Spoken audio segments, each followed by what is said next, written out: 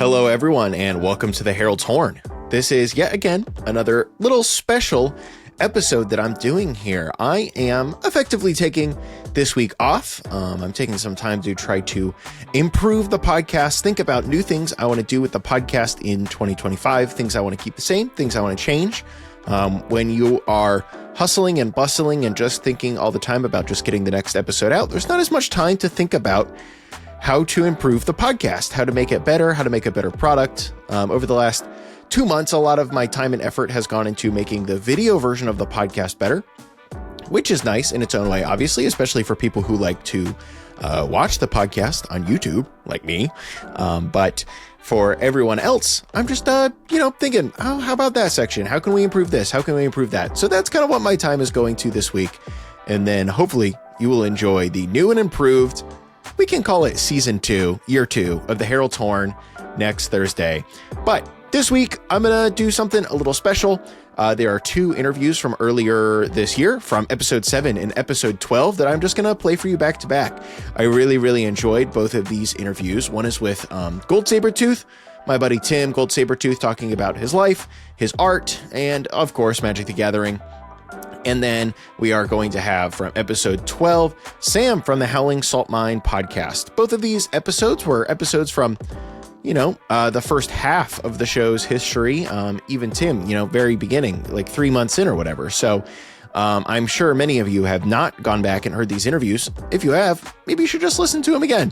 Thank you so much for the support, everyone. As a special note, I also wanted to say I have started up a Herald's Horn Substack. The Herald's Horn Substack was actually the original idea that I was going to run with for the Herald's Horn. I wanted to write about Magic the Gathering, kind of cover the news, keep up with stuff, put my opinion pieces out there, interview people, do features on people. But obviously, we ended up doing the podcast instead. But now the Herald's Horn Substack is here. It has its first 2 posts, one with me kind of talking about my goals for it, and one, our first guest essay. It's from Nathan, better known to many as the Hermit Druid, talking about his love for Baldur's Gate, Commander Legends 2, Baldur's Gate, Battle for Baldur's Gate. He kind of talks a little bit about what he likes about it, what mechanics he enjoys. It's kind of fun. He dictated it to someone else, Seth Cross, who then transcribed it, and then I edited and for some clarity and changed the little things here and there just for conciseness sake or clarity's sake, edited by me. So if you're interested in all that, go over to the Substack and check that out. I am also currently accepting submissions for said Substack. I really want to be able to publish interesting things about Magic the Gathering on there that other places may not willing to publish, but aren't able to publish. More and more, understandably, in the Magic the Gathering content scene, there has to be some level of profit incentive from the stuff that they put out there because, well, they're businesses that need to sell cards. There's not as much room for prestige content or whatever you want to call it anymore. So if you are interested in writing about Magic the Gathering, maybe once a month or just on a one-off basis or whatever, if you have an interesting idea, hit me up. You can email me at editorial@heraldshorn.com. All right, I've been yapping almost 4 minutes. Let's just go ahead and get into these interviews. Thank you so much, everyone, for the support over the last year. Here's to 2025. This week on the interview half of the show, I am joined by Tim, aka Goldsabertooth. He is a prolific artist, classically trained, in case you didn't know that. We'll talk about that. Prolific artist in the Magic the Gathering community, especially within the CEDH space, but more and more outside of it.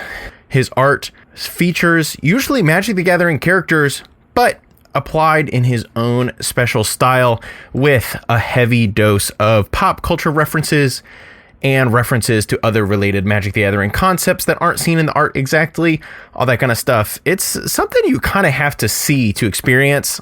He's one of my personal favorite artists. He is somebody I consider a friend, and it was great to talk to him for this episode. Let's jump into the conversation. I'm excited to have, so I moved into my new house. It's in upstate New York, which is where I grew up. Actually just moved into a farm and a former dairy farm and a farmhouse that's maybe 10 miles from where I grew up. In a part of upstate New York that I did not realize how forgotten it was until I went to other places in the country, you know? Yeah. Or as an adult where I have people come visit me, like Matt Monroe or Mikey from TopDeck.gg or Matt Monroe from Propaganda. They were like, what is up here? Yeah, Why do people live here? Yeah. Why do people live here? Yeah. It's not on the way to anything. It's just like a place. It's a place. Yeah. It's truly a place. It's like, I think upstate New York shares that with other places like the Upper Peninsula and like the parts of Maine that aren't on the ocean. Yep. I grew up like in the Lower Peninsula of Michigan, but even where we were, that's kind of exactly how it was. Like, yeah, we were like, you could in theory drive from where we were to somewhere maybe, but it's just like hundreds of miles of cornfields. And for some reason, like 3,000 people live in this little community for some reason. Yeah. And some of it is just, inertia. They've been there, you live. And that's why I'm back. I'm back because my family is here. And I think some people are here because their families were here. Maybe at one time their families had a reason to be here. Those reasons long gone. And this is, but it's cool to be back. This is where I learned to play Magic. I learned to play Magic here. How did you learn to play Magic in the middle of nowhere? Middle of nowhere. Good question. It was 1994. My sister, we live in like Iroquois country, Haudenosaunee. And my sister's boyfriend was an Iroquois guy named Sean Thompson. And people don't know Thompson, whatever, it's a very popular anglicized like Iroquois surname. So it's like very, Thompson's pretty popular. It must translate to something. I don't know. Yeah. But Thompson is a very popular surname, and he played Magic the Gathering. He was into high fantasy stuff, D&D, and maybe that was his entry point in. And I really liked him. My sister's older than I am, and he was a gentle dude who was like nice to my brother and I. Like my sister's boyfriend before that was like a wrestler, and he would like get in headlocks and like beat us up. Like, his sister like dated a jock named John Dunkel. I'm putting you on blast, John Dunkel. John Dunkel. Tim is doxing everyone on the podcast today. John Dunkel, man. Yeah, he was really hard on my brother and I, and we despised him. And his address was his address was works at Tractor Supply. John Dunkel, no, he doesn't work at Tractor Supply. But maybe he does. Maybe Sean Thompson was like we really loved him. He was like he kind of reminded me in my mind of like Trent from Daria, and he was like, we thought he was really cool because he liked Magic and high fantasy. He drove like a chill, nerdy guy. Tall, really tall, and like super gentle. Like my brother, taught my brother how to tie his shoes. My brother would like fight with everyone in my family about tying his shoes, and like he was cool. But he taught me how to play Magic, and it was very important for me for two reasons. I mean, lots of reasons, but two main ones is I love art, and I love the art of Magic, and I fell in love with the art right away. From like those like Revised and Dark and Legends, love the art. And the second thing was I was a bright kid, and it gave me a place to like, nerd out about language and about games. It was a safe way and like an appropriate way for me to like interact with older people, So like I get to interact with like high schoolers as a fifth grader and like felt like their peer intellectually in a game. And chess can do that. Like I've taught chess before to kids. Kids are bright. And like sometimes games can be a great equalizer, things that are, there's certain, like I was talking to Kev about like, sometimes someone's raw sharpness is on display in Magic and you can't deny it. Yeah. You're just like playing against someone and you're like, oh, this guy's just actually wicked smart. This person's crazy. Yeah. I was like, this person, I played with Matt Sperling. Matt Sperling's sharp. Yeah. He's exactly. sharp. Like, I'm not surprised. Incredibly smart person. Yeah. Yeah, we play with Brian Koval. Yep. Dude sharp. Yeah, exactly. It's very rare where I meet like a decorated Magic player and I'm like, oh, not that sharp. That guy's dumb. No. But somehow who knows how to like pull off these breach lines. But so that was it. So it was nice to play. So my friends became a really older crowd of people. I was probably about 11 and I was playing Magic with like 7 and 18-year-olds. And it wasn't inappropriate. My sister was there as a chaperone. I had people I was really around a peer group for the first time. Even though I was young, I didn't really, I liked by my friends, but I needed more out of I didn't have as much intellectually. Even now, like my high school buddies are my buddies, but they're not my intellectual peers. I really love them, but they're different kinds of people, and that's okay. That's the cool part about small towns is like you don't always have a chance to find your affinity group. Yeah. You just have to it's like a militia. You just have to be friends with whomever. Yep. Which is a good life trait. Oh, for sure. Becoming too specialized and being like, I only want to be friends with people just like me. It feels good sometimes. Like when I went to college, it was cool, but growing up, it was cool. It was good practice to become friends with people of all sorts of.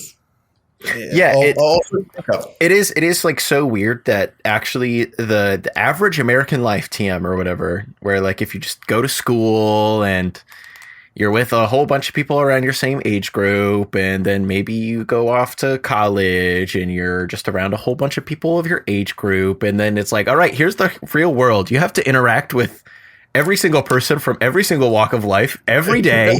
And if you're good at it, you'll actually succeed. And if you're not good at it, you'll have a really tough time. Good luck. Yeah.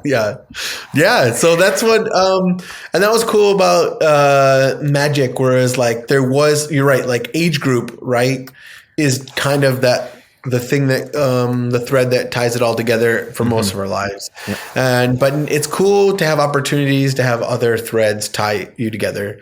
So this was nice to have like this game and something more intellectual for me. To tie me together. And like I love that. And I love the art. The art was the thing. Like if Magic was like Uno or like a deck of cards. And maybe that's why I didn't get into D&D when my older brother did, because he was not as talented as a visual artist or just interested as a visual artist, but he was really into language based things. So D&D was for him, but Magic not as much.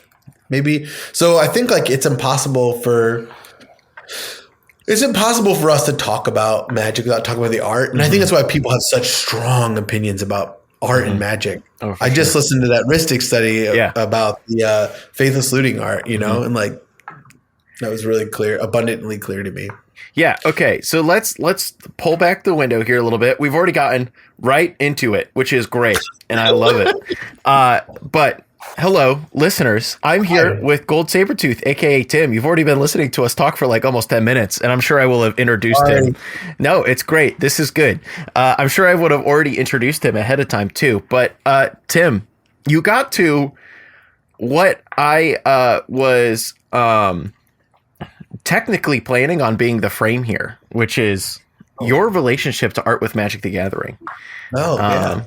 But no, I want to talk about you too. So hello, Tim. Welcome to the Herald's Horn, and thank you for joining me. Happy to be here. I really appreciate what you're doing. It's totally awesome. Thank you. I appreciate that. It's great to have you here. I've already said that, but I'm saying it again. All right. So appreciate it. You got into Magic the Gathering thanks to the boyfriend of your sister, a very nice guy.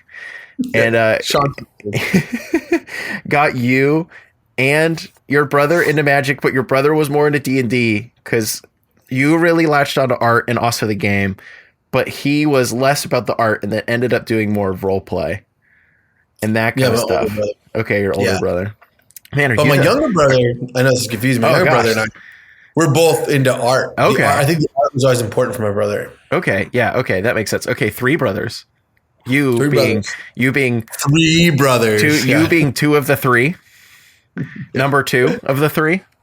Yeah, I'm the middle brother. Okay, sick. I'm the oldest brother of three. Nice, dude. I know. There's nothing. Heavy lives around. What? heavy lies the crown. Exactly. It's my job to check in on everyone. Hey, how you doing? You talked to mom recently? Oh, you have. How about dad? Oh, it's been 3 months. Well, maybe you should give him a call. Let's check. Exactly. So, okay, that's pretty awesome. And obviously, I would say the way that a great many people who know you now, whether it be like through magic, because they like have run into you and know you, and because you're a cool guy. Many people have said that Tim is a cool guy, and enjoy playing magic with him. And then when they play magic with him, they say, "Oh, that guy's sharp." That's a bright kid. That's a bright kid. I hope so. But what a great many people know you for is your work in visual artwork. So like before you played Magic, were you already into art a lot? And then you were like, oh yeah, Magic's cool because the art's cool? Or okay, so it wasn't like Magic caused a love of art in you. It was like, oh, I'm already really into art and Magic has cool art. It definitely influenced my art. There's reasons. Where did your journey as a visual artist begin, Tim? Yeah. So there's reasons for people to develop a talent. There's many reasons. But whether it's like the talent has to come from hours, and what incentivizes those hours is different for everyone. Some people can be obsession, passion, but also human connection. And for maybe it was a combination of all three. But human connection, because my mother, she's deceased, was a painter. Her mother was a painter. My father is a printmaker, and my grandfather was a printmaker. Whoa. So it was a way for me to connect with my family. When I was young, my dad was a plant manager. It's very upstate it's a very Rust Belt story. My dad was a plant manager for a cut and sew plant that my uncle owned. And after in the early 90s, following like subsequent, I think it was Bush and then Clinton, they signed a lot of legislation that cut tariffs and sent a lot of jobs overseas. And the manufacturing portion of upstate New York, a lot of it was dead in the water, dead overnight. Immediately. Was a lot of it cut and sew stuff? Yeah. So in upstate New York, well, this was called Nortogs. It was a company that did silkscreen printing. And my grandfather was a printmaker. And he did a graphic designer and illustrator, and his brother, who was my dad's uncle, like was in charge of like more like the business side of things. And he got into like producing silk screens for like Adidas and Disney and all these other things. And it employed tons of people in our area. My dad was a plant manager after he retired from the military. And then it was gone. And we were like completely in poverty. Yep. There was nothing. So my mom would actually went to the local newspaper, the Penny Saver or the Evening Sun maybe in Norwich, and she would get these big reels of paper. I'm making the size with my hands. If you can't see it, it's off screen. These big reams of paper that were the ends of the newspaper rolls, and she saw them like throwing them out. She's like, "What are you doing with those?" One time, give them to me. Like, yeah, she was like, I have two boys that like love to draw, and so she would bring them home, these big paper rolls, and it was almost like an early Bayonne tapestry where my brother and I would just be like drawing these like long narratives on these like long rolls, and my mother would clip the good sections, and my dad started up the silkscreen business that his father had done and his uncle had done in our basement. And my dad actually, in kindergarten, I had a birthday party, and my dad actually like helped me and my mother like pick my favorite drawings from that like tapestry, all the drawings we were doing. and shot a silkscreen. At 5, I like learned how to like with my dad, shoot my own silkscreen and pull my own screens. I made T-shirts so everyone was like Tim's birthday party. That's so cool. And it had like a whole menagerie of like monsters on it, and I still have one. That's so cool. And my mom and dad helped me do that. That's so sick. That was like art. I think art was that was it. It's like kind of almost the family business. It is a family business. Everyone in my family does it. But, for me, it was a really good way to, like, make friends. When you're in school, there's, like, the tallest kid. There's the fastest kid. You're like, there's the richest kid. And there's like the art kid. There's the kid who can draw really well. It's like, so like first I had to, when I was new to the school, I had to like dethrone this one because we had to move, and like I had to dethrone the one kid. I had the kids like set up a drawing contest. They're like, David is the best artist, but he can only draw dolphins. That's his thing. They're like, so if you can draw a dolphin better than him, he's toast. Like I had like instant information. So like I presented like my drawing and he knew right away. He like took one look at it and he was like ruined. And instead of like fighting with me, he's like, I'm going to be your friend. He's like, we're in this together. So, but drawing was a big, I love doing it. And I love doing it in, even like a service or even performative or entertaining way. I love drawing for people. Always. I would say that I have personally noticed that about you. Oh, that you really I love doing drawing for people. So so it was childhood, kind of the family business almost. Childhood, 100%. love to draw. Obviously encouraged by your family. And then like what happened next? Like, we've gotten to your life up in like, we don't need to delve through your entire life story or anything, but we've gotten up to like, you're like 11, right? You're 11. Yeah. You're drawing a ton. You're playing Magic with 18-year-olds. Yeah. You're playing Magic with 18-year-olds. You're learning to interact with people outside of your social group. Did you study art like in college? Did you go to college to study art? Okay. I did. Yeah, I did. And I really want, I got again, I was able to like get into some figure drawing classes with like adult artists when I was a kid. And then I was able to, my dad every Saturday, I'm so thankful, man. Now that I'm an adult, I don't realize like what a huge thing it was.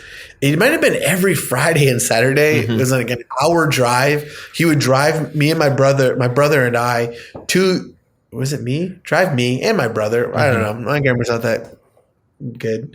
To Utica, where the Pratt Institute had this. Munson Williams Proctor was like a art institute. And we did like a high school baccalaureate in painting. So, cause we had like a country public school education. So we would go there and it was really, really special. And then, I decided to go to college. I went to Cornell University, for painting. And, it was so funny, sick. Recently I was in like, I was at the YMCA and a bunch of old guys were in the sauna and I'm in the sauna there. And so they're like, I like to sit in the sauna. You like to get a little sweat on? I do, dude. I have my sauna hat. Oh, you have a sauna hat? Yeah, dude. Check this out. This says oligarch in Russian. Whoa. What's important about a sauna hat? He's insulates your head. Insulates your head. Okay. So you get even warmer. But also protects your head in both ways. It insulates it from extreme heat and it's just kind of nice. You can stay longer when you protect your dome. Okay, that makes sense. The more you know. Yeah. But I'm in the sauna and someone said it came up. People were, older guys like to talk about where people went to college or something. And I went to Cornell. And he's like, "Oh, what'd you study?" And I said, "I studied painting." And he goes, "Oh, I bet that pays the bills." And kind of nudges the guy next to him. And I just looked at him. I said, "Yeah, it does. It does pay the bills. It does pay the bills. That's what I do. I love doing it. I'm busy as hell, and I love what I do." What'd you do? Work in a factory in upstate New York and lose your job? I know. And he was kind of like, "Oh, okay, well, good for you." And I was like, "Yeah, good for me. I'm happy. I love drawing." Like, and I think it's the truth. Like, if you love anything, it'll work. If you love it, it'll work. It really, really will. It'll work. So then I studied painting. Drawing, absolutely loved it. I don't know why I think I got away from it as a profession for practical reasons. I became because it didn't pay the bills for a while. Yeah. It didn't pay the bills for a long time. I went and got a master's degree in English at the Ira Writers Workshop in fiction. I studied writing, a real bill payer. Yeah, another real banger right there. Real bill payer. But you know what's funny? Like the universe was even showing me signs then, because even when I was at Iowa, all of the bylines I was getting, all of the jobs I was getting for like the Paris Review, the Atlantic Magazine, the BuzzFeed, all these like big, popular, prominent literary outlets. I was never getting hired to like write for them. They were only hiring me to draw for them. You're like, hey, can you draw something for us? They're like, I don't care what this guy's writing, but he can draw like a wiener dog really well. So I got hired to do what it's called incidental illustrations for a lot of magazines, where I would draw like like a lot of little stuff like in the margins that are like related to the story or whatever. Yeah. Yeah, you're the only person I've talked to that knows what that is. But yes, that's exactly it. I studied journalism in college. Oh, okay, yeah. And I've spent a lot of time looking at magazines. Yeah. So that's what I did. I did incidentals for a lot of magazines. I never got to do covers of their own art department. Never got to do covers, but I did do interior illustrations for lots of literary magazines and journals. The money is not good for that, but it paid the bills. Maybe it paid some bills. Okay. Okay. And I think a lot of people will say this about magic. I hope I'm not talking too much. No, you're not. Look, we're here to talk about you. I could say nothing for a half hour. It would be a net positive. I'm getting self-conscious about talking so much. Well, that's fine. I would say that sometimes we find ourselves into certain things that like could feel like a tangent, or they don't seem to. It doesn't seem to add up. I was like, wait, I'm an artist. I got an English degree. I teach college, but somehow I do some freelance journalism stuff. But I'm like really interested in Magic the Gathering. And then I saw this meme one time. It was like, magic's cool. Yeah, magic's cool and all, but you've ever tried facing your problems?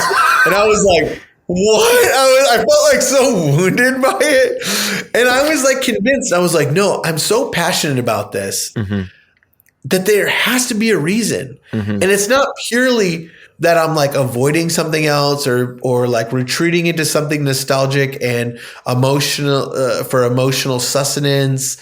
It's not an act of weakness. I'm like, everything in my being tells me like, I love Magic. I love the community. I love the game, and I love the art. And these things kept like coming together.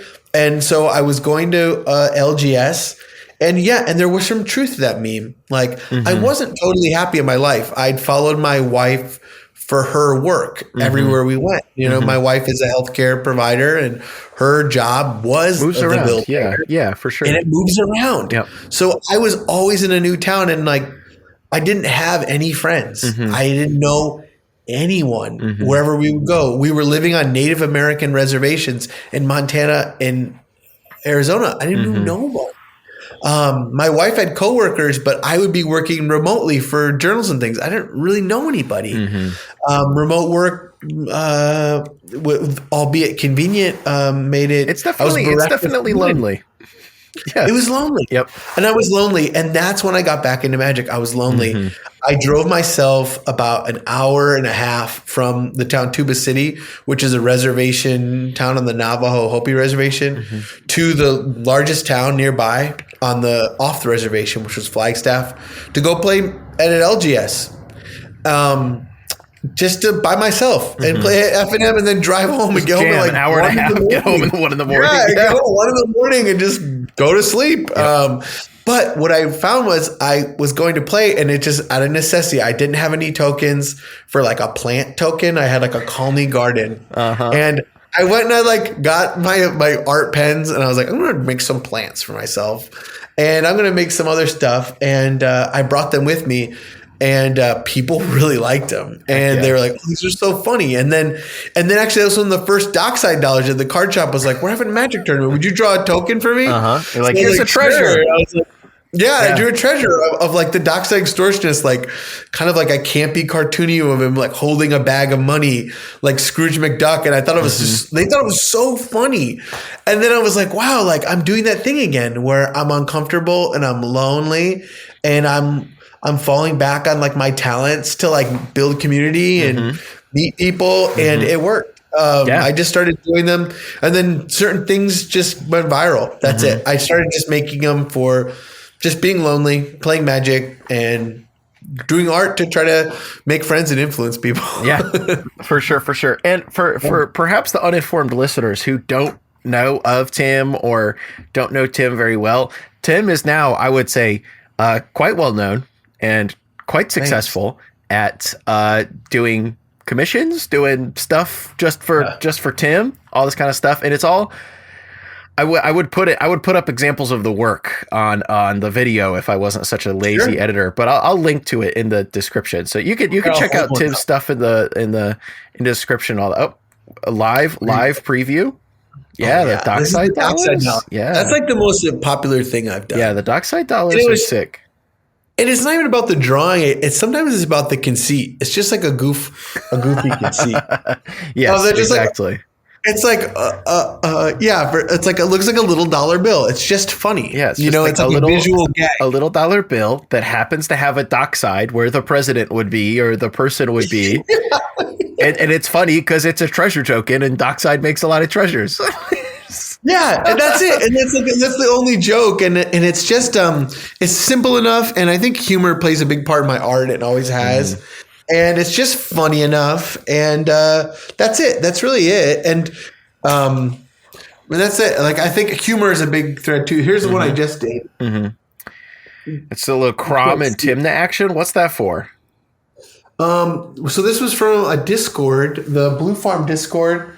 A man named Ori contacted me about commissioning like 50 playmats for the Blue Farm Discord. And that's what's been really fun is like so many like podcasts or channels or play groups will be like, oh, we have an inside joke. Like everyone in our group loves Kiora. Could you do, and I do Kiora and maybe mix in these 3 other inside jokes and then do whatever the hell you want. Right. Yeah. My girlfriend has an 8-ball Mardu deck and, she would love to see like some of her, Helena and, is it Helena and Timna? Who's the other? It's Helena and Ravos. And Ravos. Yes, spoiler. This story is about me, listener. This is about me. Yes, it's about Cal. But it was so fun to do. And in fact, that's what, real art, what makes art fun sometimes is not like real freedom is not doing anything. It's not like do whatever you want. Real freedom and real like creative inspiration comes from prompts and aesthetic problems and like drawing Ravos or how do I conceptualize like some hard things to draw in Magic. Like elementals aren't really easy to draw. They're not like symbolically representational. It's not like drawing a rat or a merfolk. It's something more ambiguous and I like aesthetic problems. They lead to interesting art. Yep. That is one of my favorite. It's a very common Mark Rosewater, lead designer of Magic the Gathering. It's something he says all the time. He didn't coin it though. It's just like one of those things that's been around creative spaces for forever. But it's restrictions breed creativity. Yes, it's one of my favorite little creative adages. And so that makes a lot of sense that you actually just enjoy working within some amount of restriction because then you could kind of go crazy. But you have the limits to work off of. Yeah, my mother used to do a creative exercise with me that I really loved. It would be like if I drew like a dinosaur or like a teapot, whatever it was, she would like hand me a piece of paper and she would draw lines and like grid it out so that maybe there were like 16 boxes. And she would be like, okay, now draw that Brontosaurus from 16 different points of view, from like an aerial looking down on it, from like you're a little bug looking up at it, like you're a pterodactyl flying by it, like maybe it's just a zoom up of its eye, like that Kolfanor card, like, and that was a really cool as a little boy doing that was really fun, and that was something my mom probably learned in art school, and she shared with me. That's so sick. Man, you really had art school, but at home too. Yeah. Art school on an hour and a half away. Art school at home. Art school at college. Art school. Art school. Art school at art school. It's just art school all the way down. Yeah. No wonder you're so good, Tim. So, I love it. I think exactly. And that helps. Good at anything you love. Yeah. If you love it, you're good at it. Yep. Exactly. That's what I'm trying to do. Podcasting. I love podcasting. Well, you're good at it, and it seems like you love it. Thank you, Tim. I appreciate That's surprising. that. So I did want to ask you like one thing in particular about your art, and I think you've kind of gotten about it a little bit, especially as I've seen like more and more of your Magic the Gathering related stuff, which is the vast body of your work that I see now, and also I assume the vast body of your work that you do in general at this point. Sure. It's very obvious that you enjoy like mixing in like pop culture, like huge thing for you. Like even the commission you did for Jen and I, with all the Mardu Ball stuff. It's like, yeah, here's Helena and Ravos, but they're actually just. It's John Arbuckle and John Arbuckle and Caddy. Yeah, exactly. And it's also just like, I know. It's just like, oh yeah. Also, this one of the this is a worm. Okay, it's the weird worm guy from American Dad. Yeah, I don't know his name. Yeah, he's awesome. The alien. Yeah, it's like the alien from American Dad. And now let's put a huge 8-ball on his head because he's a ball. No, he's a ball. It's 8-ball. What is it about pop culture? What is it about pop culture that appeals for you to mix it into your art so much? Because like if I had to like describe your art to someone to you, I would probably like in short, I would probably say like Magic the Gathering, obviously, because that's the frame you're usually working in, plus like pop art in a pretty distinct style. But that's how I would personally describe your art, is like pop culture plus Magic the Gathering plus Goldsabertooth style sauce equals what we see. That's a really good way to put it. Yeah. What is it about that pop culture that appeals to you? Well, I think there's a couple things, and maybe I don't know what I'm going to say until I say it, so I'm going to try to walk myself through it. Yeah. So what I want to say is that like there's something about using visual shorthand or information shorthand that we are afforded through appropriating cultural symbols, symbols that belong to the cultural vernacular. They belong to all of us. And in doing that, it builds connections. It also has to do with like something like homegrown. Like my drawings could be photoshops, but I like the imprecise quality of the lines. Like sometimes like I get not to like pat myself on the back, but like I can execute something highly representational very effectively. For sure. If I wanted to be a high fantasy artist for Wizards of the Coast or anyone, I could do that. I'm a trained representational painter. But that is what a robot can do.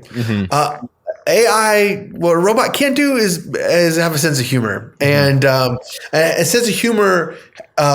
Humor is a nod to knowingness, and humor is part of how I live. And I want my art to be representation.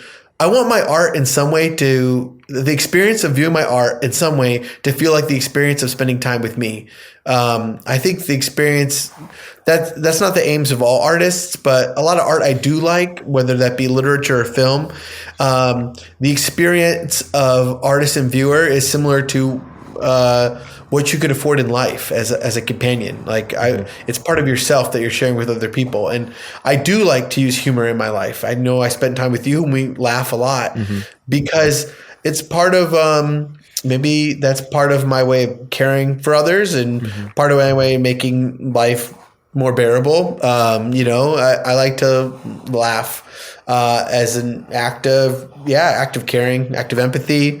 So I think the humor is important. I like to And I like I really do think there's something kind of a funny dynamism or tension between the juxtaposition of highbrow and lowbrow in my artwork. I really think I just think it's funny. I like the idea of like taking something that is an intellectual property and as much as corporations or companies would like to like covet it, at the end of the day, they're giving it to us to use and to enjoy and recreate. And there's something funny in that too, where it's like, I remember my dad telling me as a kid, he's like, yeah, if you print Mickey Mouse, like Disney will come after you. If you draw the Noid from Domino's, which is like that weird bunny character, he's like, Domino's, they'll come after you. And in my sketchbook, I remember like drawing the Noid. I'm like, you Domino's, come get it. You can't get me.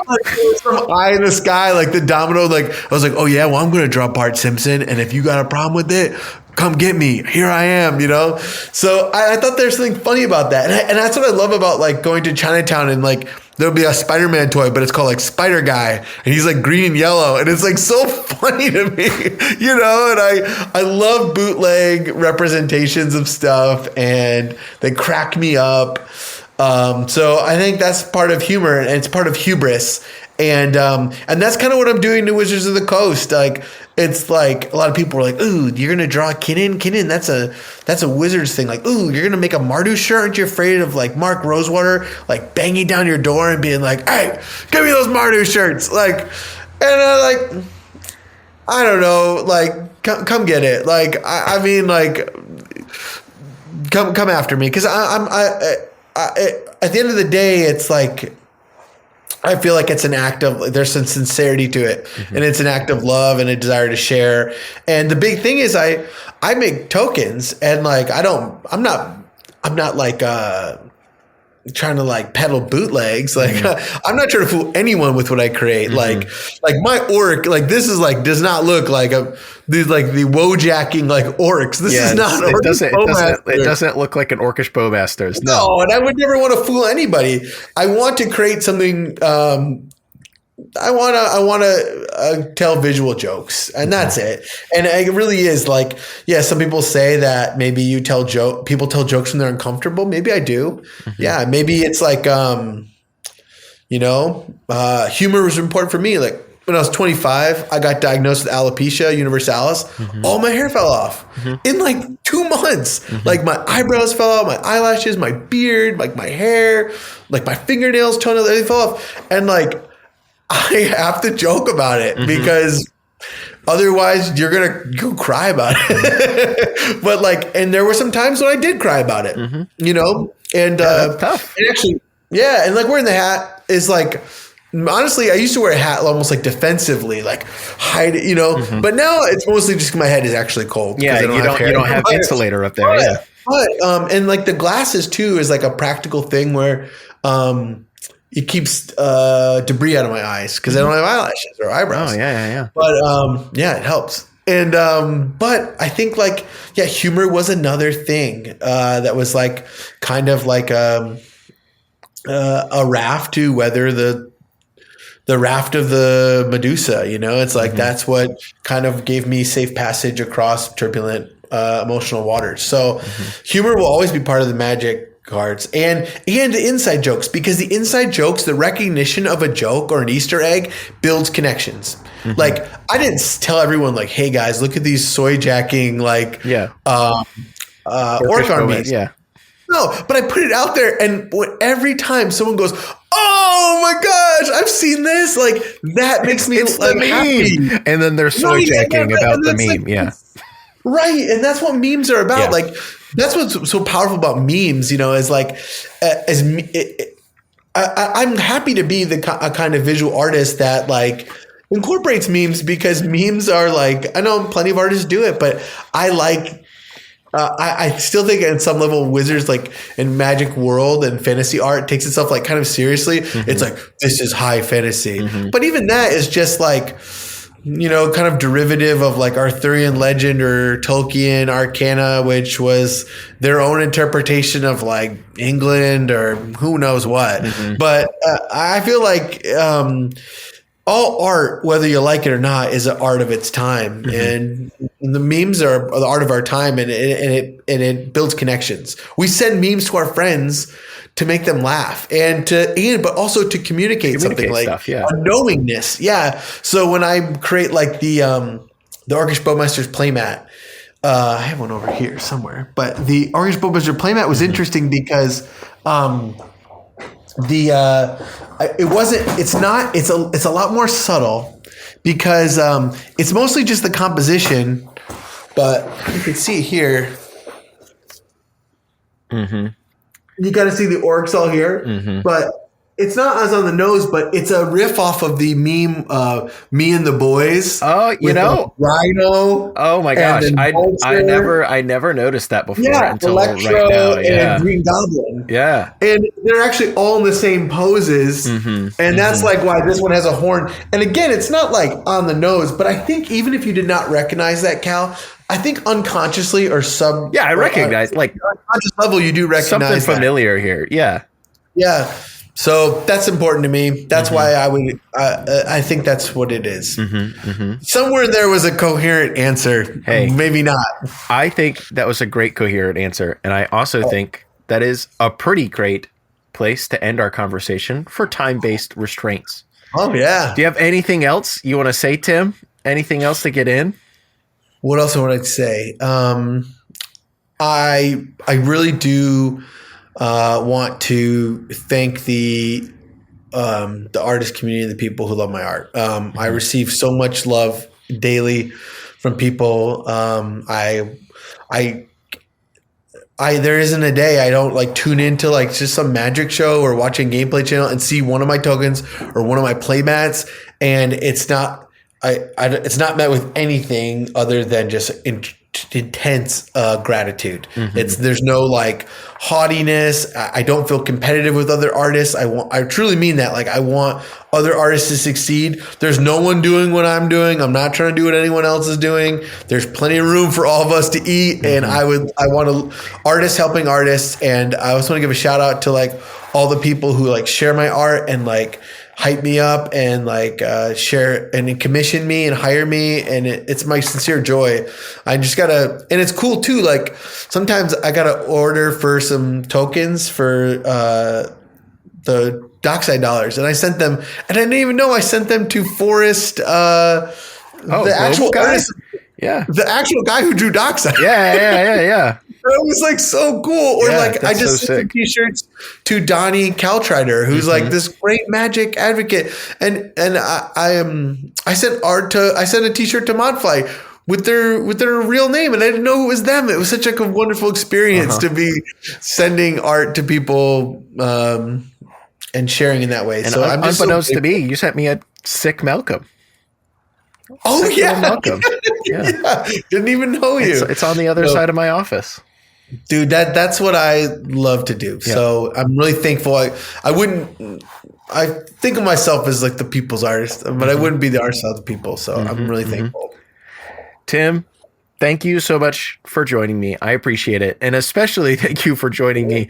A little peek behind the curtain here, listeners, as we're wrapping up. Tim joined me on like originally like a 48-hour notice and then like a 24-hour notice. And then this morning I was like, hey, bro, can you do it in like a half hour now that we're actually texting back and forth? Are you free like right now? And he was like, you owe me a Waluigi sandwich now. Okay. I will buy you a Wario sandwich when you are in town. Wario. Look, easy to mix up. I will buy you a Wario sandwich when you are in Columbus, Ohio next. All right. Thank you, Tim. Thank you. Bye, guys.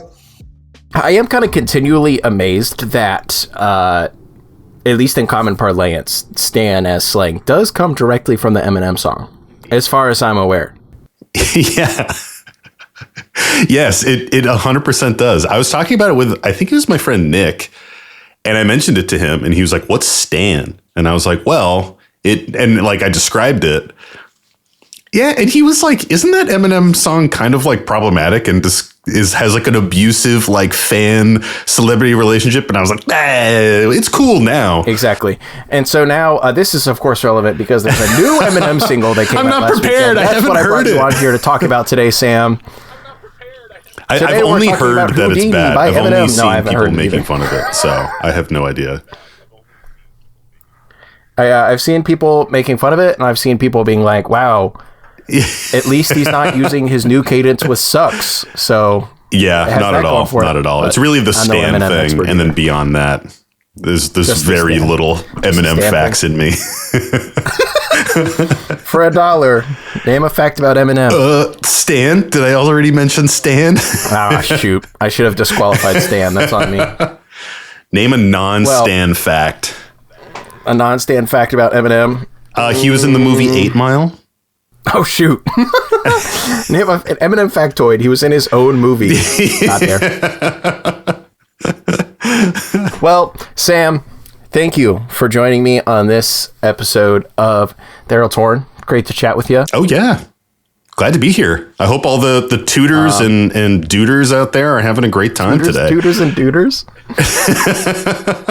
I prefer the term trumpeter. No, we left that behind a long time ago. Oh, yeah. Yeah, those were early days. I was trying to suggest horny heralds. Yeah. But I don't know if that really caught on. There's a lot of innuendo adjacent jokes for potential names. It's like, do you regret? And I'm like, no. This is a PG-13 at most. I mean, I guess that can be PG-13. Oh, yeah. It definitely can. But then people were like, well, why'd you name it the Herald Torn? I was like, I didn't think about that. That's a you problem, not a me problem. Yeah. Well, we call our listeners prospectors, and lots of people will say miners, and I'm like, nah. That can't be it. It can't be miners. But prospectors also gets us a lot of like crypto stuff. Every once in a while, I'll type prospectors into Twitter and these like crypto bots descend and they're like, oh, you're farming crypto? Yeah. Hey, I'm into that. Nowhere. I'm like, no, that's not it. That's funny.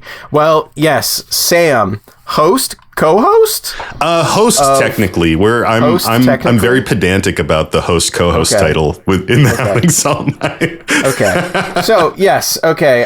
I'm kind of just keep burying the lead here over and over again. I must admit, Sam. Yes. Host of the Howling Salt Mine podcast, could you introduce yourself to the populace who may not know you listening to this podcast? I would love to. So I host the Howling Salt Mine podcast with my friend Mike and my friend Tony. And it is a weekly comedy advice podcast where we read salty stories from the Magic the Gathering community and talk about them, tell some jokes, and really like talk about what makes people salty in EDH specifically. Mm-hmm. We do talk a lot about other formats every once in a while. We get some stories from other folks. Yeah, but for the most part, it's pretty focused on playgroup dynamics in Commander. And we've been putting up shows for almost 2 years now. We just hit our 100th episode a few weeks ago. Had a big guest extravaganza, which was pretty fun. And it's a great time. 100 episodes. That's a big achievement. Did you miss a week? Did you miss any weeks in that? We never missed a week, which that's even crazy. More. That's even like more impressive than 100 episodes. Like, there's a lot of people I'm sure who get to 100 episodes weekly, and along the way, they, take Christmas off or New Year's off or whatever. Insert a holiday, but no, that's very impressive. Congrats on that.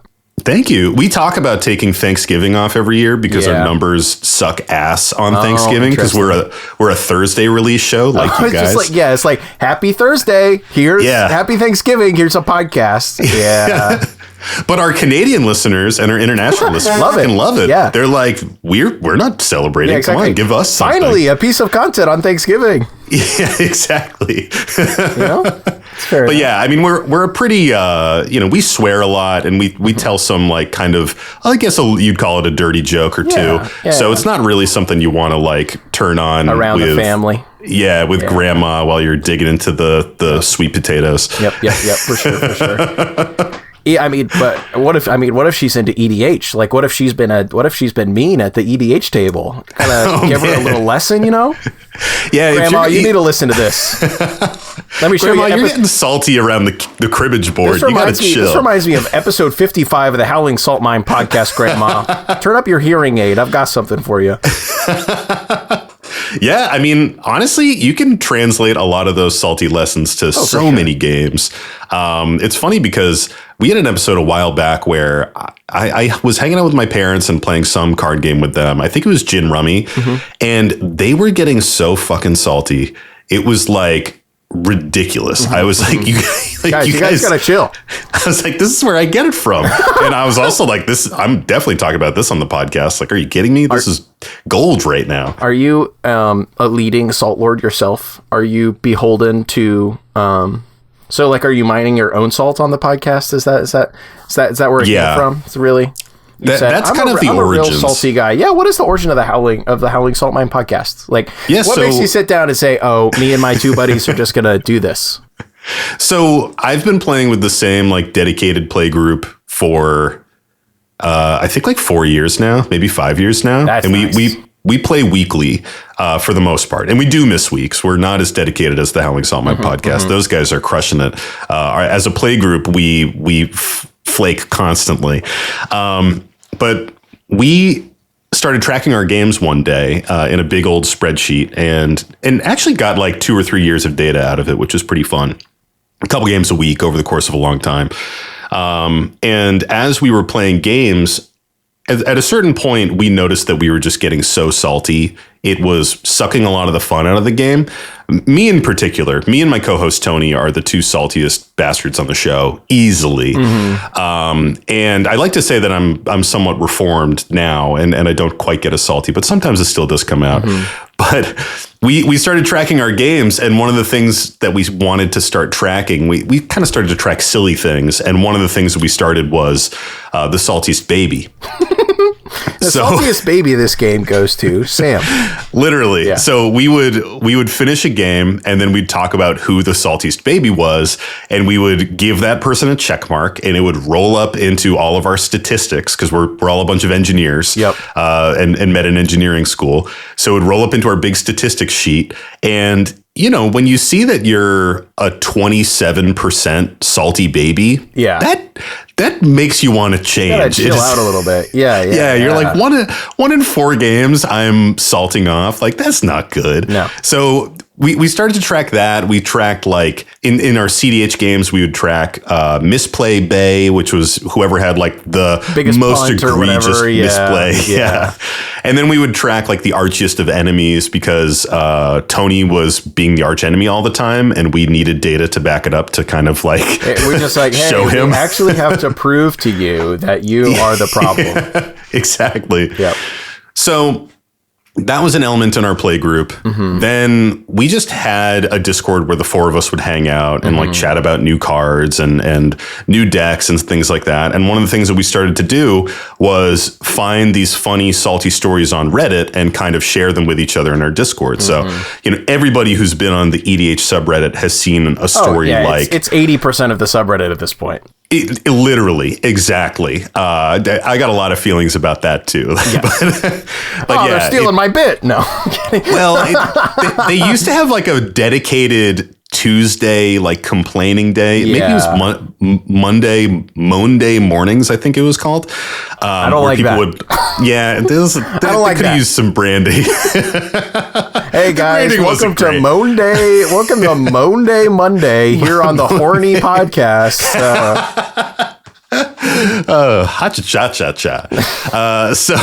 So they used to have a dedicated space on the Reddit where people could complain, and then one day they were like, people don't engage with this, let's get rid of this. And then now like the salty stories are just rampant. So I got some beef with that, a little tangent there. Fair. But basically, we would take these stories and share them with each other, and we just thought they were really funny. And I think every Magic group out there that consumes Magic content at some point asks themselves the question, why not me? What about us? Can we do it? Like, we have some kind of idea. Let's start filming our games. Let's start talking into microphones. Let's start doing something, right? Yep. So with us, I kind of pitched this idea like, hey, I think this could be a thing. We could call it the Howling Salt Mine. I think it's like a really interesting name. And we kind of kicked it around. It didn't really go anywhere.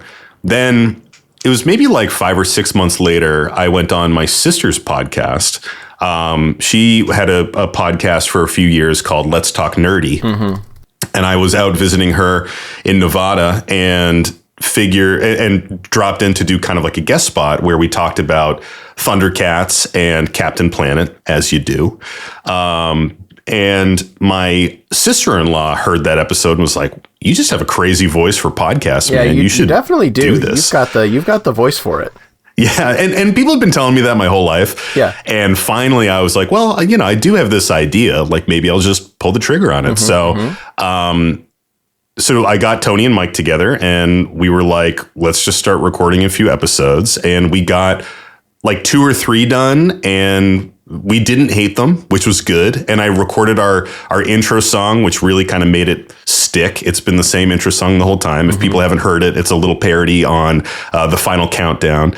Can you vocalize it? That's a real big thing on the. Can you do a little singing of your own podcast theme? Oh yeah, it's the Howling Salt Mine. Are you the vocalist on that one? I sing. I do all the singing for the podcast. Okay, I figured. Not only do we have that song, we also have a unique song that we do for our Patreon shows. That's fun. That all of us actually sing on. And then every single week I sing a salty song. At the beginning, it just kind of became like a little ditty that we would sing between segments. Now they're like full blown produced song parodies that I'm doing off of like patron requests. Some of them are very high production value. Some weeks I kind of phone it in, but it's really evolved into this other thing. You which sound like is a very fun. busy man, Sam. Yeah, I am. This is my job. I don't work. Okay. This is podcasting full time. That makes sense. I was headed that direction. I was like, so are you still an engineer or okay? But the level of investment, the level of work makes a lot of sense now. Yep. And I do all the art aside from our logo, which we had a tattoo artist who was a fan of the show just hit us up and be like, "Can I do some art?" And we're like, "Yes, please." I do all the art. I draw our tokens and stuff. So it's really like just this big labor of love. And we started with these Reddit posts and eventually started to get fan mail, which is really cool. People sending in their salty stories. That was kind of like the inflection point. You're like, oh, people are listening and they're caring enough to actually participate. Which was crazy because we would do these mailbag episodes where it would be like, hey, we finally have 3 salty stories from the listeners. Let's do an episode about it because we do 3 every episode. So we had these mailbag episodes, which were really, really fun. And those would be intermixed with the fully focused on Reddit episodes. And eventually the stories that we were receiving from people, I think it was maybe last year, at the start of last year, the stories that we were receiving from people, we were like, we're getting so many, we need to just put them into every episode. So we did away with the mailbag structure. And at this point, the stories have fully taken over. And sorry to people who are sending stories in. Please still send them in. But we're getting so many that we can't actually like be fair to everyone anymore that we would like to be. Yeah, we will never read them all. We're still reading stories from February right now with our backlog. That's insane. It's wild. We probably get like between 5 to, I don't know, maybe like 5 or 6 a week. So it just floods in and it's a ton of fun. So now we get them from our patrons, we get them from our listeners, and the show's just kind of evolved from there. We have guests on occasionally. We try not to have it be like a guest focused show just because we're shit at scheduling just the 3 of us to get together. So that added element of like having another creator come on and hang with us is always a challenge. Sure. But it is a ton of fun when we get people on, and it's just been a really good time so far.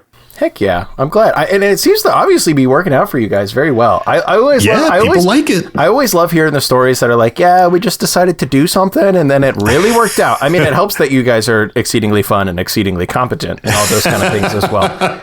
But a lot of people talk about like the friendship dynamic, and like I've been friends with Tony for over a decade. He's one of my best friends, and Mike and Tony lived together for a long time. And then our friend Nick jumps on and like fills a seat if Mike or Tony is busy. And then we have our friend Pat who jumps on as well. So we have like some what we call our honored guest hosts who will pop on every once in a while, but we're just a super tight group of friends, and I think that comes through in the banter and kind of the shit talk that we bring to every episode. And I think that like incidentally is what ends up making so much, especially like EDH stuff, end up being successful. It's just like actually a lot of people are into EDH in the first place for, kind of what you were saying, like this is just your dudes you're playing with anyways, because they're your buddies. And you know exactly.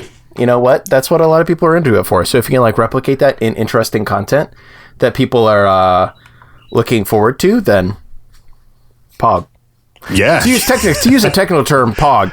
Yeah, that is a Pog. That's what we would call a Pog in the industry. Big pogger, big pogging on the podcast there, Sam. Okay. Yep, big pogging. So now that big pogging in the mind. Now that we've been talking for like 18 minutes, I guess I should ask you the first question that I ask everyone, right? Oh yeah, Sam, how did you start playing Magic the Gathering? So I started playing Magic pretty late. I started playing in college, and it was something where one day I was leaving my apartment, a classic triple-decker apartment in New England, and the guys who lived upstairs from me were playing Magic out on the porch. And I was like, oh, what is this? Like, I kind of recognize this game. And my roommate Juan was like, oh, I've played Magic. And we were with my friend Adam, and he was like, I played Magic too. And we were sort of like, maybe we should give this a shot. So the guys who lived upstairs from us just gave us a bunch of free cards. I remember like my first few cards were Boros Guildmage, and it was like back in Dissension time. But you could still buy precons of like Saviors of Kamigawa at the LGS and stuff like that. So that's sort of like the time frame that we're working with. And we just started to build these like kind of crappy, janky 60 card decks and just played while we were, wastoid zombies in college, and just partying and having a good time playing Magic like big nerds, at our engineering school. And it was super fun. And I actually, and around the same time, like Tony started getting into Magic as well. And he and I had like a combined play group. It was sort of like my apartment and his apartment and a handful of other nerds in our men's chorus that we would play with. And eventually we got into EDH, and I purchased, I think it was the Counterpunch deck, the Gave Guru of the Spores deck. And I still play Gave. Gave is still one of my favorite commanders. Sick as hell. Yeah, it's still gross. I just made a version that has no combos in it because it was kind of like unceremoniously ending my game. Actually, yeah, it sort of is, and it's. I think it's maybe more annoying now that it doesn't have those combos. Yeah, yeah, because then you just sit there and you're like, "Ooh, I'm gonna move around 1 million counters," and everyone's like, snooze. Exactly. Yeah. I'm just like, well, I'll get the Seaborn Muse out, and they're like, no. I'm like, well, on your end step, I'm gonna take 20 game actions. Howling Salt Mine. I was playing with my friend Sam the other day, and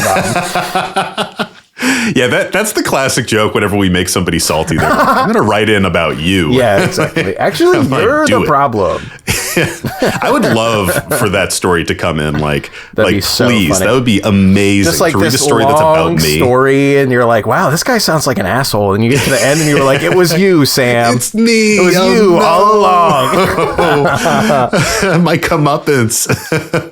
I'm reaping what I sowed. Comeuppance is a Magic the Gathering card that, I don't know what it does. It is. Yeah, I think it's like it deflects all the combat damage back. It costs 4. Yeah, it's deeply mana. weird. It's white. Yeah, it's white. I know it was a Sheldon favorite. That's all I know about it. Yeah, it's one of those like white 4 mana instants that you probably cut from your deck. Yeah, it's like you probably cut from your deck, but then like you're playing against someone and it absolutely BTFOs you, and you're like, yes. Oh, comeuppance, and you put it into your deck, and then you never cast it, and you cut it. And yep. Exactly. Then the cycle continues.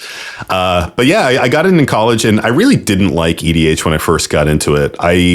Probably because I was a terrible deck builder. And I just remember the games being like 4 hours long, like a 4-person, 4-hour battlecruiser game. And it all culminated when I went to this convention, like a small local convention. I think it was called Captain Con in Connecticut somewhere. Anyways, I went there, and it was super late at night, and these people had an idea to play like an 8-person EDH game. And boy, that sucked. What a miserable existence. I think that is one of the sneaky things about the way that EDH works, is that like somehow both below and above 4 is like some miserable experience, but at 4 it like just works. Yep, exactly. It's like at 5, it just becomes a little bit too big. There's a little bit too much interaction to fight through for things. And at 3, it becomes a little too there's a little too little going on. Yeah, exactly. Yeah, exactly. It's too easy to like completely overtake a game in a 3-player game. But yeah, after that, I swore off EDH for years and played just 60 card jank and forced my friends to do the same. And then got back into EDH like right before COVID hit. Classic. Which is the classic move. And then me and the rest of the guys all got webcams and just played like 2 to 3 times a week during early COVID days and have kept it up ever since. And we're still playing weekly. So that's so sick. Yeah, it's been fun. I mean, I like it a lot. Magic is a great game. I love TCGs. I just love games in general. Rules in general are just so fun. Big gamer in general? Oh yeah, I love games. Big gamer. Second favorite game? It's obviously Spades, right? Second favorite card game is Cribbage for sure. Okay, I've never ended up playing Cribbage. Oh my gosh. I can't believe Dan hasn't forced you to play Cribbage because Dan's a Cribbage guy. Okay. I haven't hung out with Dan much until literally this last weekend. So yeah, I saw the pics. Yeah, it was so fun. But I know I play a lot of Spades. Oh really? Loads I can't say I played lots of Spades. It's just it's what our pals are. It's what our like less into gaming friend group here in Columbus. Like I have a really good friend group here in Columbus, but like very low on games that are not specifically Spades, Hearts, and Poker. So we play a ton of that. How about like Gin or Rummy? Do you get down with those? I like Gin. My wife Jen and I play a lot of like just like 2-player Gin, and we have our like little lifetime score. Like so of her destroying me. Just like, oh, you won. Oh, I won one-handed. You won 10. Okay, plus 500 for you winning the game, and plus 100 for every hand. It looks like you're ahead by another 2,000 points. That's crazy. You should burn those records, man. I'm very bad at Gin. At Gin. That's so funny. I love Gin. I played Gin with my mom mostly. And then my buddy Matt got me into Cribbage a few years ago. And it's the ultimate game for just like chilling, drinking a beer. You can play outside. Like it's very, very simple, but there's a high skill level. Yeah. But I also can't. There's still the element of luck, so I can't get so sweaty that I'm unpleasant to play against, which is a critical thing for me with games. Yep. So, not to make this podcast about me or anything, but I know. Well, you're the host. I mean. That's true. I am the host, and you're the guest, so you're subjected to whatever I want to talk about. Exactly. I just know, like, I somehow just like don't even know how Cribbage works at all. My one interaction with Cribbage was after like an SCG Columbus event. Braden, previous CDH grinder, previous SCG employee, market mover, yes, Braden, the market mover, was crashing at our place, and we were headed out, and he had driven in and was driving out with Ross Miriam, and we had to get him back with Ross, and so we met up for like breakfast. And the breakfast place was too busy, so we went next door to the Mexican place, which was awesome. Hell yeah! And we were the only people there, but Braden, my wife Jen, and I all sat there and ate our Mexican food and talked to each other. And Ross Miriam sat there thinking about cribbage hands. He had a deck of cards, and he was like, "How would I play this cribbage hand?" And that's what he did the whole time. And that's like the most TCG grinder thing I can think of somebody doing. They're like, I have a couple spare minutes before my food gets here. I'd run through some cribbage hands. That's so good. Yeah, it's like running through mulligans for a CDH deck or something. Exactly. And so like that's been my one interaction with cribbage is like notable Magic the Gathering player Ross Miriam sitting across from me at the Mexican joint, running through cribbage hands and trying to explain what he's talking about to my wife. Oh, that's so good. I mean, it's a lovely game. Very simple, but if you want to get to that like higher end, there is like a pretty high skill ceiling for sure. For sure. Because there is this like random element with it. Basically, I won't completely say all the rules of cribbage for the folks out there, but there's an element where a card gets flipped over on the top of the deck, and it is going to feed into the cards in your hand and like synergize with them with like points and runs and 2 or 3 or 4 of a kind and things like that. So a lot of the hand, and you have to put 2 cards from your hand into a crib, which is sort of this blind side hand. So a lot of the game is like assessing what you should keep and what what the chances of a card getting flipped over and how many points that could potentially get you. So there is that like element of really, really getting deep into a cribbage hand. If you usually I play cribbage pretty sloppily on the phone app Cribbage with Grandpa, and I'm just grinding games on an airplane because I didn't pay for the Wi-Fi. You're either like grinding cribbage games like in that scenario, or you're like on the porch drinking a beer. And those are both of those are neither much of a place to be sweating. Yep, exactly. So usually it's a pretty laid back game, but every once in a while you get pretty sweaty with it. But it's a good one. Would you say that your cribbage experience then maps over to making you a better EDH player?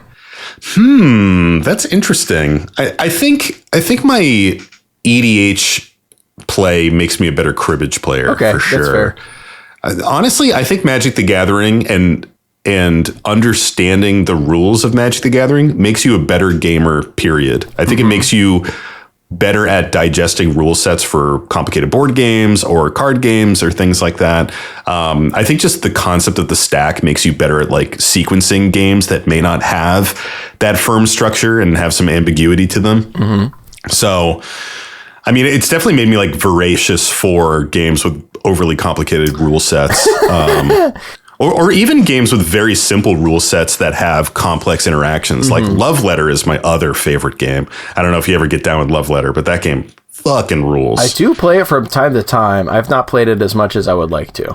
Oh, that is the classic game. Like that's probably tied for cribbage at number 2 with me. That's the game that like my wife and I go to a brewery and we bring Love Letter and we just jam hands of Love Letter over and over and over again. I always forget to just like take it anywhere because like I have it. I actually have 2 copies of it because I did the real classic. Oh, I should surely have a copy of Love Letter, right? Get home. Oh shoot.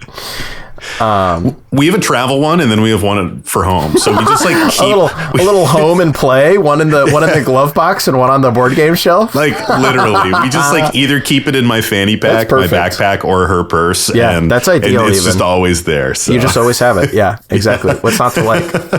That's awesome. That's awesome. So, Sam, what's in the future of the Howling Salt Mine? You have anything? You think you have anything planned? You have anything cooking? Or are you just going with the flow? You're just trying to make the best podcast you can, and if something comes, something comes. That's an interesting question. I think that we're always kind of scheming for the future. We talk a lot about YouTube content. We have no YouTube. We have a YouTube account. There's nothing on it. Oh, you haven't even like done the lazy thing like I've done and like put up a blank video with audio? We haven't, and I think it's because we didn't do it right from the get-go. Like right from the get-go. So there was always a point where it was like, well, are we just going to upload like 40 episodes to YouTube and have 40 episodes with no views, and people come across our account and be like, these guys suck. No one's watching these 40 videos. And now, of course, the problem has extrapolated out to 100 plus videos. Yeah, like the problem only gets worse literally every week. Yeah. So, and I'm not a video editor at all. Like I have audio editing background just as like a hobbyist making music and shit. Yep. So it's sort of this thing where it's like, that was so out of our depth just from the beginning that I never really wanted to tamper with YouTube. And now we've got nothing there. So I think maybe someday we'll do some kind of like YouTube shorts or clips or something like that. We also continue to kick around this idea of doing like a D&D occasional like D&D audio podcast. Show, because I love to DM and the guys love to play D&D and it just feels like a natural thing. But this works. Planning D&D takes a lot of time. So, that's something that's like kind of on our back burner. But for the most part, we just continue to invest our content into the Patreon, just giving our patrons more and more content, giving them like tokens, giving them a lot of fun benefits and tiers, and making it so they feel like they can really interact with the podcast. And that has been, man, like the community that has risen up around the Howling Salt Mine is just unbelievable. Like when we went to Chicago, MagicCon Chicago earlier this year, a bunch of our patrons were there, and then just a bunch of listeners in general were there. And just the feeling of like meeting the people in your community is unbelievable. It's just such a cool group of people. They're incredibly supportive, loving, fun to play Magic games with. I'm always just in awe that we Like I think that's the thing I'm the most proud of making with the podcast. Oh, for sure. The community. It's like, you're making like, I don't want to say you're making a product or whatever, but that's what it could be viewed as, right? You're like making something because you want to make it. It could be conceived as a product, but like what makes it more than a product is that you have a group of people who care about you and the thing you're making and each other, and that's really cool. Yeah, it's wild. It's very cool to see, and now like some of our patrons are like getting together and hanging out in person and like forming real life friendships. And that is crazy. It like gets me all misty eyed. I love that stuff. Sick. So, I think future plans, we're just going to kind of keep doing what we're doing, keep investing in it.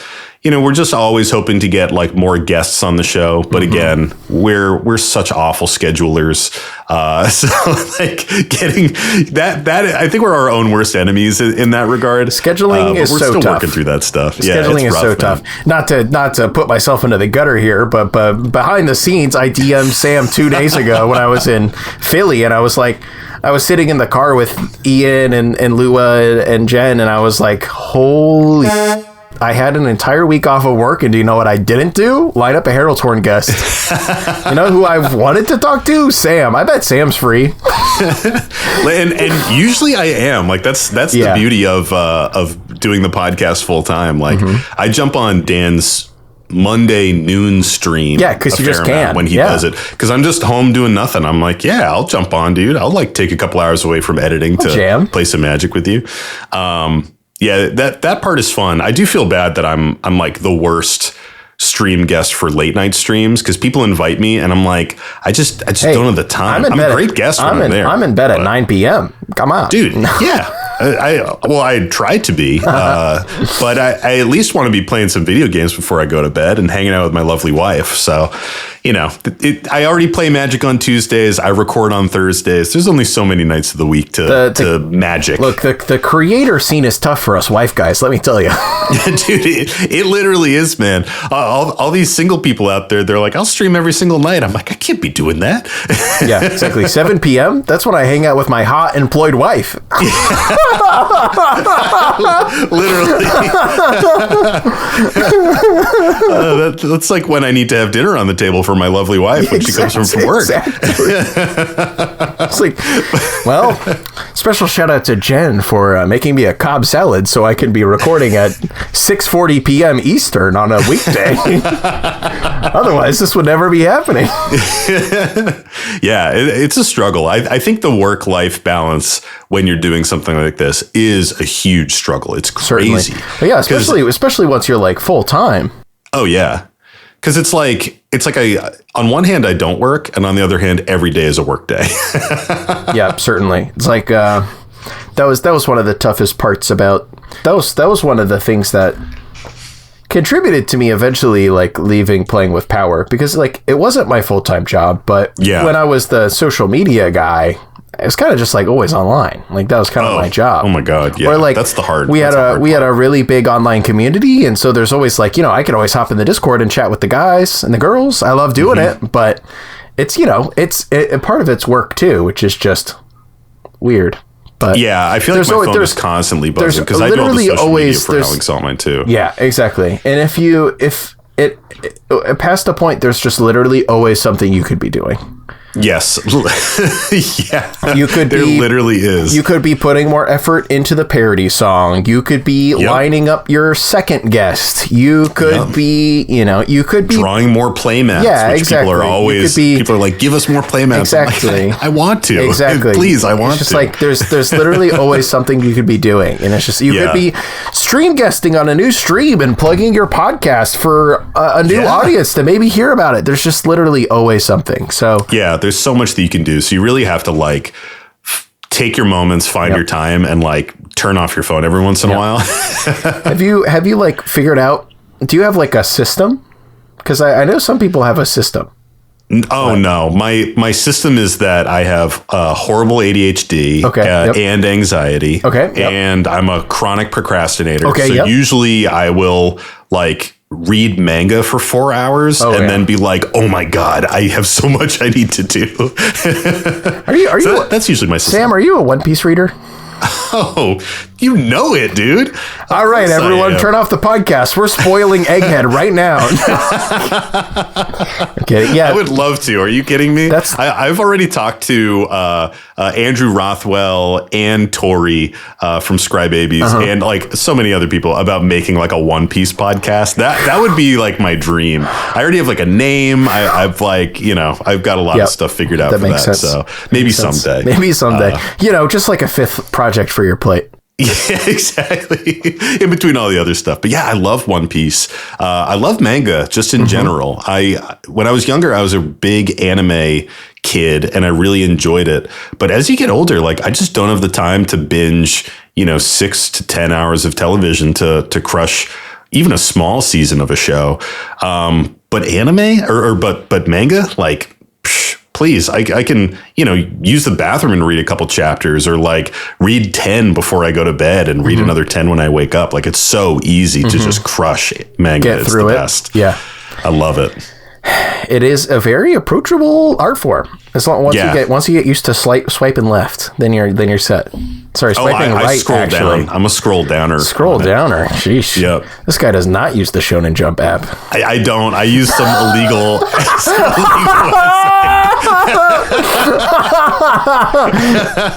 Yeah, Sam does not support creators. Write that down. No, I dare not speak its name. I'm kidding. I will not out my Harold's Horn suddenly gets nuked from the internet. Oh, what happened? Well, the entire weight of the manga publishing industry came down on this little Magic the Gathering podcast. Sensei sent you a seat for the Just a little fish head drawing at the end. My apologies. This is the most charming legal document. Yeah, I'd frame that on my wall. Yeah. Got a cease and desist from Oda? Please. Oh, man. Yeah, I'll blame it on a coworker. A coworker got me hooked on manga a long time ago. He continued to talk to me about manga over and over again. You're like, I don't care, bro. Yeah, I was like, dude, I just don't read manga, man. Yep. I don't fucking read it. And one day he was like, read this manga, read the first 3 chapters. And then let me know how I feel. Yeah, it was like a Friday. Yeah. He was like, read this, and if you don't like it, then I'll stop bugging you about it. And it was, oh man, what was it? Paradise something. It just became an anime. I'm ashamed that I'm forgetting the name. People are screaming into their radios at home. But I came back in on Monday and he was like, so what did you think? I was like, it was really good. And he was like, yeah, so you think you're going to keep reading it? And I was like, oh no, I read the whole thing. No, actually, there's no more for me to read. Yeah. I read all 80 chapters actually. So yeah, I'm done. And then after that, I mean, One Piece was, man, like last summer, there were just days where all I would do is read One Piece, and I would read like 60 or 70 chapters in a day. I was chugging through it. Yep. But yeah, it's fun. Hey, to all the tutors and duders out there, check out manga. Read One Piece. Yeah, and read One Piece. Maybe read something else first. Read something small first, and then read whatever Sam's first manga was, which will obviously be in the YouTube comments. Yeah, exactly. We'll Dan will do a voiceover right now saying what it is. Pause. Unfortunately, Dan was not available, so it's me, Cal, to say it was Hell's Paradise. All right. Thank you for that, Dan. That's so nice of you. Dan's guest appearance for the episode, not a co-host for this episode. Come on, Dan. Well, Sam, thank you for talking to me for the platonically ideal approximately 40 minutes. No problem, Cal. I could talk to you for literally hours. So I appreciate that you are cutting it off because I cannot We can just keep going. You can just keep talking and talking and talking. So you're the ideal podcast guest. Literally. Sometimes I take over the show a little bit and I feel bad about it afterwards. That's fine. It's my job to run the part of the show that I technically host, and it's my job to also make sure that I line up people who will talk so much on the second half of the show. Because I talk so much on the first half of the show. We gotta find an equilibrium, Yeah, that's great. On the Howling Salt Mine, I just talk the whole time. I don't even think about the equilibrium. That's I think that's a good spot to be. Quick question. Are you into wrestling at all? Are you familiar with heel, face, etc. dynamics? Oh, yeah, definitely. I watched a lot of wrestling when I was a young boy, but kind of fell off as I got older. And then every once in a while, I see little bits of it. Okay. No thought. Wrestling archetypes for yourself, Mike and Tony. Ooh, Tony's the heel. Yeah, okay. I knew you were going to say that one. That's what inspired the question. I definitely flop between like the face and the heel. Little anti-hero action? Yeah, a little bit, depending on the vibe of the episode. Like if it's an episode with just me and Mike, I have to lean into Tony's role. If it's an episode with me and Tony, I have to lean into Mike's role. Mike is really like I don't know what the wrestling term would be, but he's like the straight man. He's like the person who, if we tell a dirty joke, he's like, ooh, come on, guys, you know? Also, his whole family listens to the podcast. So sometimes it's a pretty genuine groan that we get from him. I would maybe call that the steady hand. You know, there's sometimes wrestlers who like don't have, not to say that he doesn't have much character, but there's sometimes characters that kind of eschew the heel and face thing, and they're just available to have a great, good, solid match with whoever needs one. Don't need to worry about a story. They're just there to wrestle. Yep, he's just there to podcast. And, I'm just here to groan at the jokes. Yeah, and he like flips and flops. It's funny having a podcast that goes on for so long because those roles have like carved out almost into like little caricatures of ourselves. Like Tony definitely turns up his style of humor and stuff like that, and some like the wild, outlandish things he says. He definitely turns it up for the show, and to some extent, I turn up some of it too. And I think Mike turns up the groaning a lot too. We're a lot more even keeled in real life, but it's just funny how you find certain things that work on the show and people respond to them well. And you're like, well, this is just going to happen more often, probably. Mm-hmm. It's Flanderization, which is one of my favorite words. Yes. The prospectors know that I love that term a lot. And I'm starting to see it with us, which is very funny. Mm-hmm. So for those people at home, definitely not me, who totally knows what Flanderization does. I do actually know what Flanderization is. Could you define Flanderization for the crowd at home? For those people who haven't watched Simpsons? I would love to. So Flanderization is kind of the phenomena, usually with like sitcoms. It's most common in sitcoms, but it's the concept where a character becomes a caricature of themselves over the course of the run of whatever of they media. were in like the first 3 seasons or whatever. Exactly. And then they just become more of that. You take like the silliest attributes from them from the early seasons, and then that's the only thing they do in the later seasons. And Ned Flanders is where the term comes from. He's Homer Simpson's very like upstanding, high diddly ho neighbor, super polite, very Christian, kind of like this Christian stereotype almost at this point. But in early seasons of The Simpsons, Ned Flanders was just like a kind neighbor, and he would be concerned about Homer, and he would say hello, and he was very polite. And sometimes he would go to church, and that he'd be like, "You should go to church, Homer. Exactly. See you on Sunday." Yeah. And now in seasons, he's like, he's like thumping a Bible and like crossing himself all the time and like proselytizing to random people in the street. And he's just become such an absurd character. And it kind of happens in every show. Like you think of even like Seinfeld or something, like George Costanza becomes this crazy, like insane person by the end of the show. And in season 1, he's just kind of a jerk. He's just kind of a silly guy who's a jerk. Yeah. Yeah. And like How I Met Your Mother, Barney is like kind of this like, he's sort of like the ladies' man of the group and maybe a little bit problematic in the early seasons. Towards the end, he's just like a full blown like horny robot womanizer stereotype. So it's sort of this thing that like over the course of a show, by the end, the characters are just, remnants of what they used to be. And I love that. I think it's a really funny thing when it's a fascinating phenomenon. Because I think it happens with almost every media outlet. It's hard because you see what works and you're like, I'll just do that again. Yeah. Yeah. Yep. For sure. Yep. Well, Flanders, thanks for coming on the podcast. I appreciate it a lot. Anytime, Cal. This was super, super fun. Thanks for having me on. And we'll have to have you on the Howling Salt Mine sometime. Have you weighing in on some salty stories? We'd love to do that. I love to judge people. Of course, I already said there was a final question, but I am going to ask you one more. Please. I think you basically did already answer this question, but Sam, you're about 2 years in to this Howling Salt Mine journey. Started it not on a whim, but started it to have fun. Now it's your full-time gig. What has been your favorite part of the experience? I think my favorite part of the experience has been meeting people in the community, both creators and listeners and just random people at conventions. It's really the gathering, as like schmaltzy and cliche as that is. It's cliche because it's like what works. It's true. It's the objective truth. That's what it's so about. True. Yep.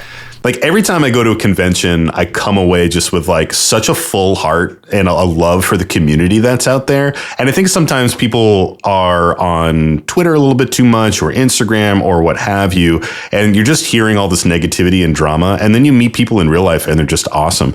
Honestly, even on our show, we're reading all these horror stories about games going wrong. And then I meet people in real life and I'm like, oh, these games are amazing. And no one is salty, you know? It's kind of this thing where like bad news travels faster than good news. Yep, certainly. And I think that is very real in the Magic community. So I just love meeting people, love playing games with people, and love to meet other creators and talk about what they're doing and you know, kind of talk shop and stuff like that. I think that's very, very fun. Sam of the Howling Salt Mine podcast, thank you so much for coming on the Herald's Horn. Cal, this was lovely. I will come into the bell of the horn anytime you want me to, which is where we've been recording this podcast. Thank you so much for listening. If you have feedback, would like to sponsor us, or would like to submit something to the Letters to the Editor segment, email me at editorial@heraldshorn.com. The show is hosted, produced, and edited by me, Cal Jones. The rest of the team is, of course, our co-hosts, Emma Partlow, Dan, better known as Moderately Anonymous MTG, and Lexi, better known as Black Girl Mage. We're having so much fun making this show. I hope you're enjoying listening to it. We'll see you next week.